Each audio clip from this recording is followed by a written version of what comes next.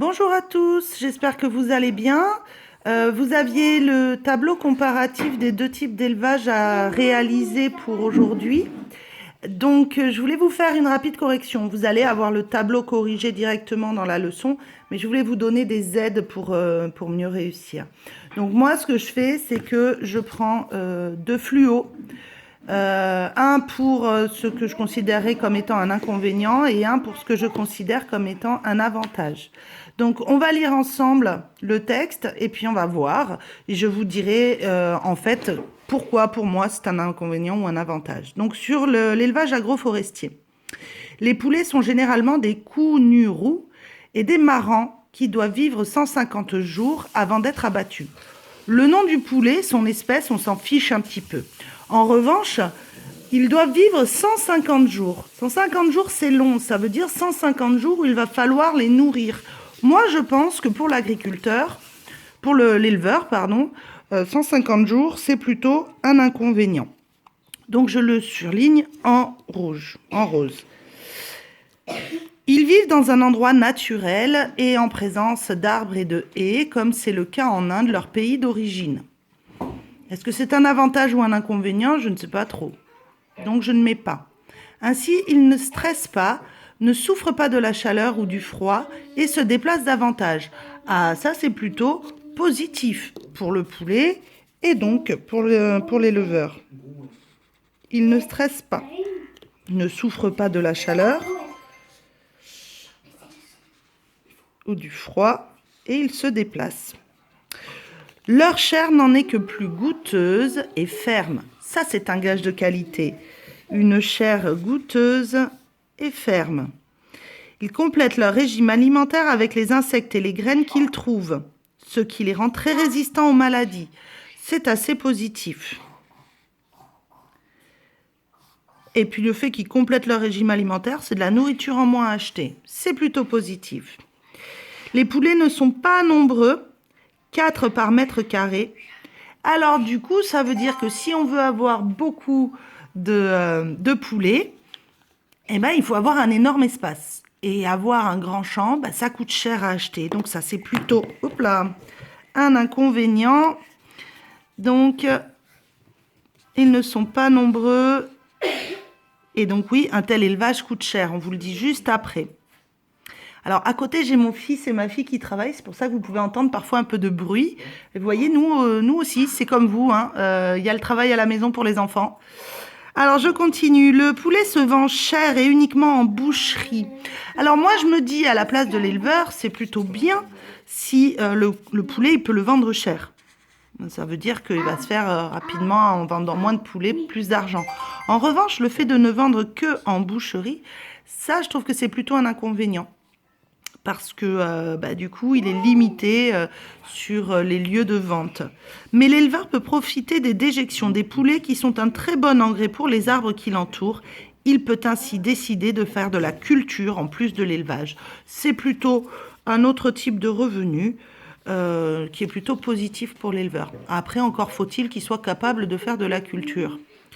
On passe à l'élevage en poulailler. Les poulets sont généralement des Kob 500 qui doivent vivre... Attends, mon chéri, pas encore. Qui doivent vivre 42 jours avant d'être abattus. 42 jours, c'est court, c'est bien. Ils vont pouvoir avoir des poulets, en abattre très souvent et renouveler le stock et donc en avoir en très grand nombre.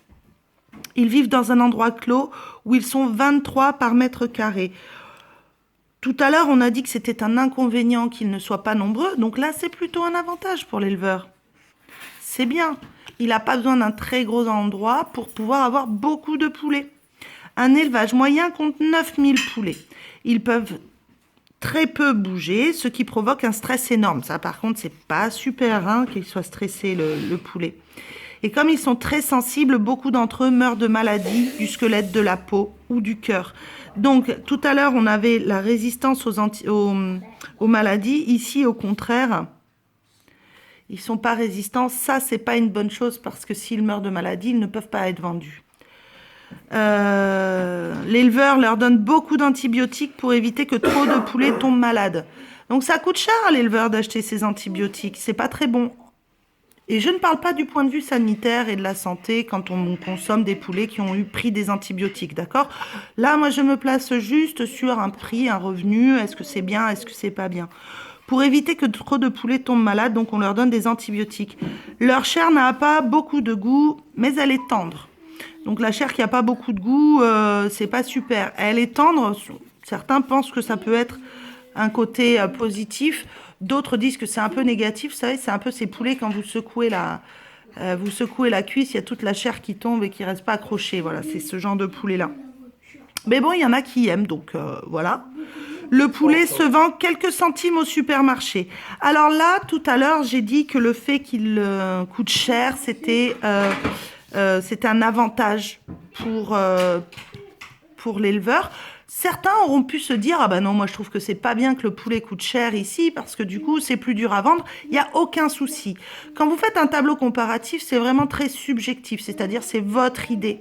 Mais soyez cohérent. Si vous mettez que le poulet se vend cher, c'est quelque chose de bien en agroforestier, ça veut dire que le poulet qui ne coûte pas cher, ce sera négatif. Ce sera négatif pour l'élevage suivant, d'accord? Et si vous avez mis que se vendre cher, c'était positif, alors se vendre pas cher, c'est négatif. Ouais, je voulais dire l'inverse. Si se vendre cher, c'est négatif, alors vendre pas cher, c'est positif. Au supermarché, c'est plutôt bien parce que du coup, ça veut dire qu'ils se vendent beaucoup plus facilement. Il y a beaucoup plus de gens qui font leurs courses au supermarché que des gens qui vont dans les boucheries, même si les bouchers vendent aussi très bien. Mais en supermarché, les gens sont quand même obligés d'y aller pour faire des courses qu'ils ne trouvent pas ailleurs, la lessive par exemple. Et du coup, ça permet parfois à ces gens-là de prendre un poulet et c'est plus simple. Donc moi, voilà ce que j'ai retenu. J'ai mis du positif et du négatif. Après, il va falloir construire notre tableau. Alors, pour construire notre tableau, je vais avoir besoin de quelqu'un qui va me tenir le téléphone. Moi. Allez, Paul. Ok. Allez, Paul, viens vite. Donc, c'est mon petit tout de 5 ans qui va tenir le téléphone. J'espère qu'il va pas trop bouger. 4 ans, pas 5 ans. Oui, 4 ans, pardon, mon cœur. 5 ans en juin. Allez, viens. Tu tiens ici. Tiens ici. À une main et t'essaies de pas trop bouger. C'est prêt? Oui. Peut-être que papa, il va aider parce que là, hop, on voit pas la feuille. J'ai pas envie en fait. T'as pas envie en fait, c'est papa qui va venir. Allez. Il faut que je filme là, ça fait un moment qu'ils attendent. Merci. Donc pour construire mon tableau comparatif, c'est un tableau où j'ai deux choses à comparer. Et donc les choses que je compare, je les mets en titre de colonne. J'ai besoin de comparer, bon, je le fais rapido, hein, l'élevage agroforestier, agroforestier et l'élevage en poulailler. Bien. Les éléments qui vont me servir à comparer ces deux élevages, ce sont les avantages et les inconvénients. Je vais commencer par les avantages. C'est là l'importance d'avoir surligné tous les avantages ici. Et ensuite, je passerai aux inconvénients parce que le trait que je vais relier devra vraiment traverser tout mon tableau. Vous ne pouvez pas faire un trait ici, puis ici, par exemple. Ça ira pas. Donc, les avantages, on m'a dit aussi qu'il fallait pas écrire de phrases. Donc, à vous de réfléchir. Il ne stresse pas. Alors, on peut changer ça par des mots. En agroforestier, il ne stresse pas. Donc, pas de stress. Et ne me dites pas, il y a point S. Il ne souffre pas de la chaleur ou du froid, il se déplace, tout ça c'est dans le stress. Éventuellement on peut rajouter déplacement. La chair est goûteuse et ferme. Goût de la chair, non c'est bon. Résistant aux maladies. Résistant. Le prix, on a dit le prix, j'avais mis dans les avantages, et culture associée. Dans les avantages du poulet de l'élevage en poulailler, donc maintenant je viens ici, il y en a moins, 42 jours avant abattage. Je vais à la ligne à chaque fois que je change de notion d'idée. Ils sont 23 par mètre carré. La chair est tendre et vente en supermarché.